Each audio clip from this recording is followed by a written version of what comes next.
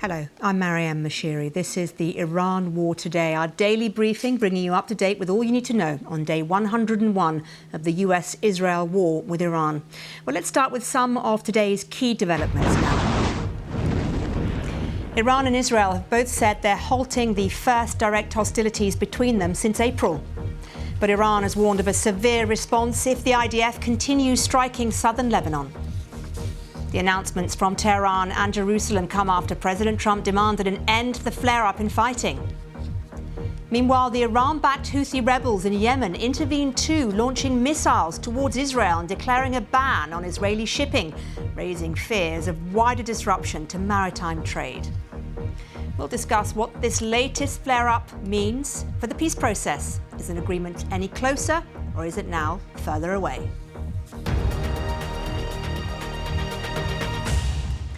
Well, after exchanges of airstrikes during the past 24 hours, Iran and Israel both say they've halted attacks on each other following an appeal from President Trump that they immediately stop shooting. But Tehran has warned it will resume strikes if Israel continues to hit Hezbollah in Lebanon. Well, the latest hostilities started when Iran fired missiles at northern Israel. At the time, Tehran warned it was the start of a full week of military action. Yemen was also involved as the Iran-backed Houthis launched a missile towards Israel. Iran said its missiles were a direct response to Israeli airstrikes in Lebanon yesterday.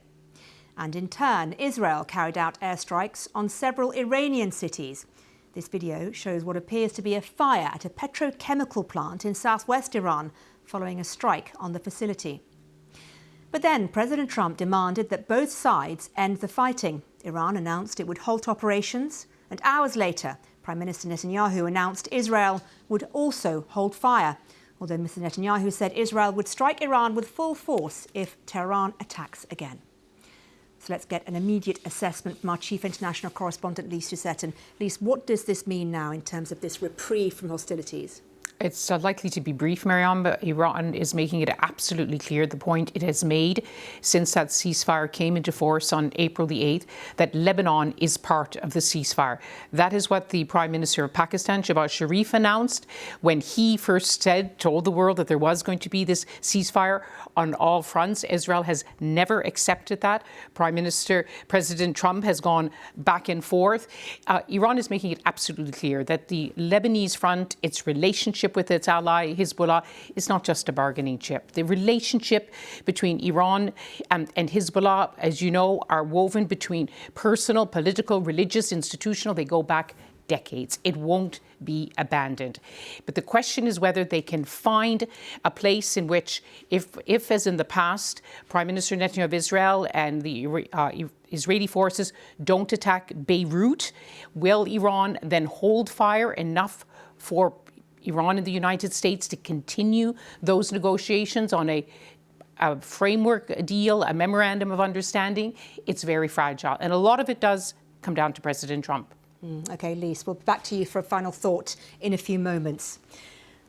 But let's now assess more closely the decision by Prime Minister Netanyahu to hold off on further attacks on Iran. Now, the White House has confirmed that Mr. Trump called the Israeli Prime Minister earlier to discuss the crisis.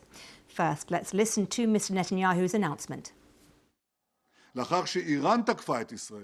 After Iran attacked Israel, I ordered the IDF to strike military and economic targets throughout Iran.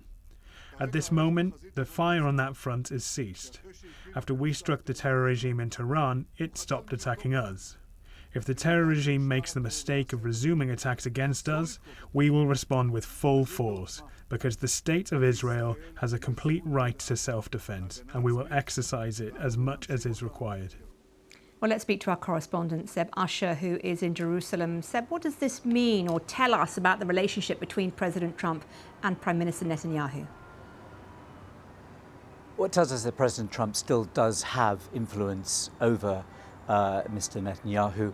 He wasn't able to prevent Israel from carrying out a retaliatory strike on Iran after Tehran had fired a volley of missiles at Israel. I think there was never a chance that that would happen, but almost certainly the US, President Trump personally, was able to ensure that it was calibrated, that it was not something that was going to escalate immediately, and Iran has essentially responded to that. I mean, another interesting thing that Mr. Netanyahu said in that brief statement that he gave, which was essentially justifying himself, I think it was in Hebrew, to the Israeli public, many of whom feel almost cheated by what Mr. Netanyahu has promised, that there would be an elimination of a threat of Iran, elimination of a threat of Hezbollah, and that hasn't happened. But what he said in that was that an equation in which Iran would be able to hit Israel and Israel would not hit back was something that would not be allowed. So Israel had to hit back in that way.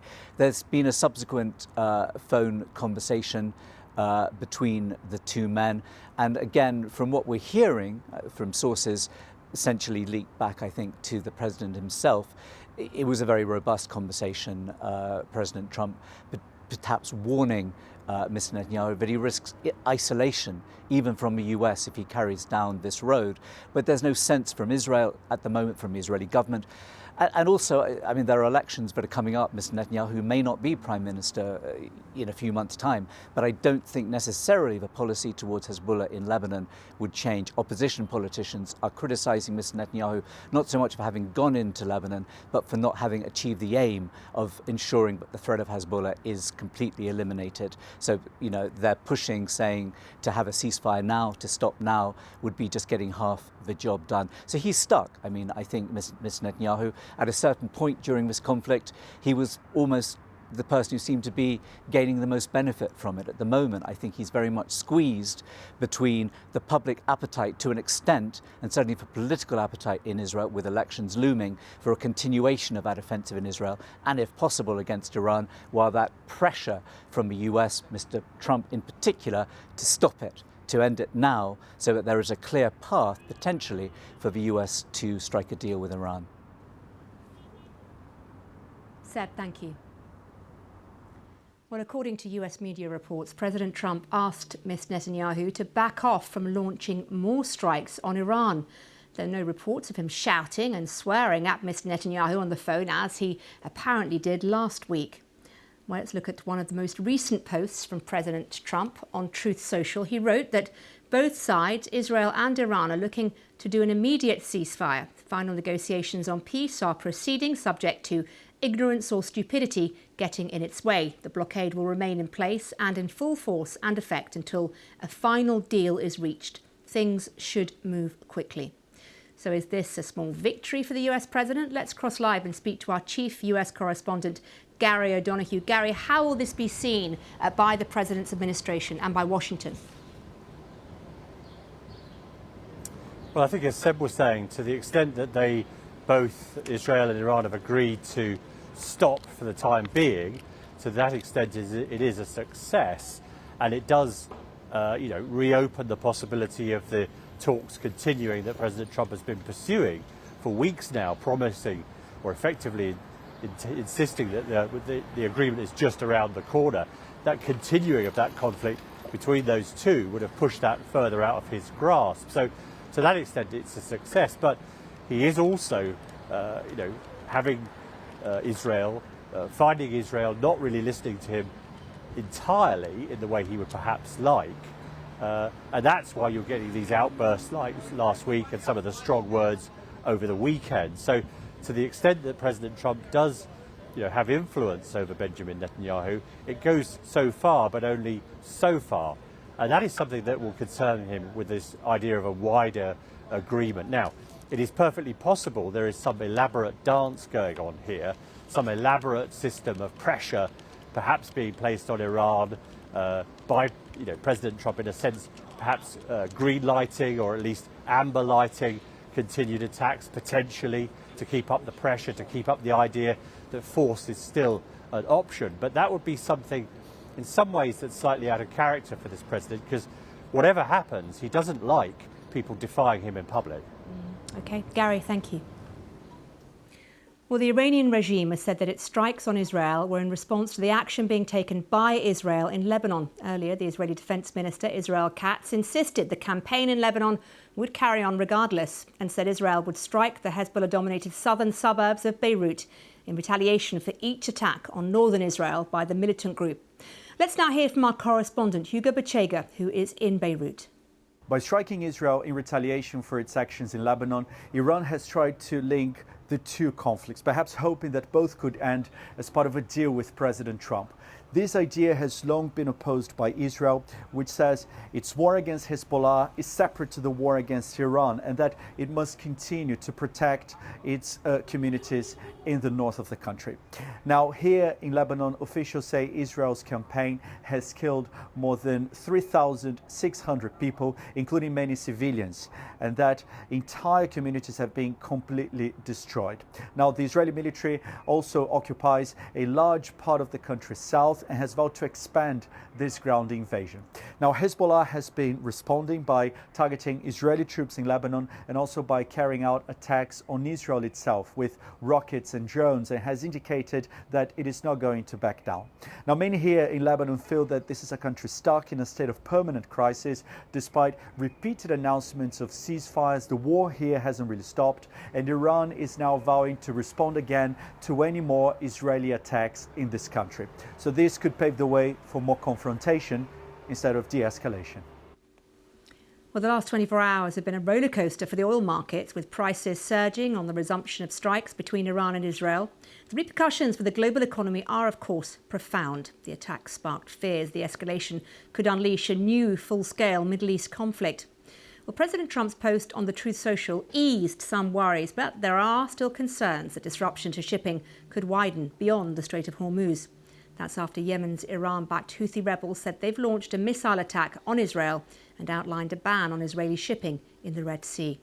Well, let's speak to our business correspondent, Samira Hussain, who's in New York. And Samira, just bring us up to date with what the picture is in terms of the impact we are thinking this might have on the economy. Well, if you look at the price of oil, we saw that there was an immediate spike as soon as we heard about these attacks and counterattacks. But since then, we've seen that the price of oil has really come down a little bit to $94 a barrel. Look, it's still high, but for many investors, especially here in the United States, they're sort of baking in this idea that we're going to see high energy prices for a while, and they're kind of shrugging off the impact of the war itself. And let's talk a little bit now about those Houthi attacks, because the fear now, is it not, that this is going to widen beyond the Strait of Hormuz and implicate also shipping in the Red Sea? There's already a little bit of hesitation when it comes to doing any kind of shipping in the Red Sea because of the threat of attacks from Houthis. Now they have made it very clear that they're going to prevent any Israeli-backed ships from going through that particular area. Now, the other country that uses it quite significantly is Saudi Arabia, and it's using that for its to get through some of its oil reserves and to get that into other countries. So if that closed down completely, that would have a huge impact on Saudi Arabia and, of course, then the customers that are purchasing the oil from Saudi Arabia. But already shipping is very deeply impacted by the closing of the Strait of Hormuz. If you see another shipping route that is also being closed, that would just further a lot of the difficulties that people are having from getting goods from one place to another. Samira, thank you. So in just the last 24 hours, there's been a resumption of direct hostilities, a threat from Tehran that attacks could last a week. But then, within hours of an intervention from Donald Trump, a return, it seems, to the status quo. At this point, are peace negotiations any closer or further away? Well, our chief international correspondent, Lise Doucet, is still here with me. What's the answer to that, Lise? Are we closer or further away to peace? Marin, I always hesitate when the negotiations are called peace. As you know so well, we're not talking about peace between Iran and the United States. We're talking about a kind of security arrangements. We're talking about, in the first instance, that they will come to an agreement on what's being described as a memorandum of understanding, a framework agreement that will include the opening of the Strait of Hormuz, both by Iran and by the United States, and it will also have. Iran is insisting, its red line is that the United States has to unfreeze Iranian assets. So in other words, Iran needs some money. It says it's its money up front. And the United States needs commitment on Iran's nuclear program. But the idea is that they move from this framework to extensive negotiations on the parameters of a nuclear deal. And that will need the kind of expertise at the table that so far, quite frankly, has been lacking, particularly on the American side. Now, people who have been involved in negotiations before say a deal of that complexity in 60 days is almost impossible. But at least if they do finally get down with experts to discussing the parameters of Iran's nuclear program, that would be progress. But they've got to get over the line, at least for that framework agreement. President Trump keeps saying it's around the corner, it's very close, but he's been saying that for a very long time. And it's not clear that they're there. And indeed, Iran says, they said last week, that President Trump keeps changing his mind, that they were close to an agreement, and then he felt, no, I need to harden it. I need more reassurances from Iran. And then they were back to negotiations again. And finally, Iran feels that this whole atmosphere of President Trump shifting from I'm going to start the war again, or I want to negotiate again, changing his language, it creates an atmosphere which isn't conducive to negotiations. OK, Lise, thank you very much indeed. Whether you're joining us on YouTube, TikTok, Sounds, radio or TV, thank you for your time. We'll be back at the same time tomorrow with the Iran War Today.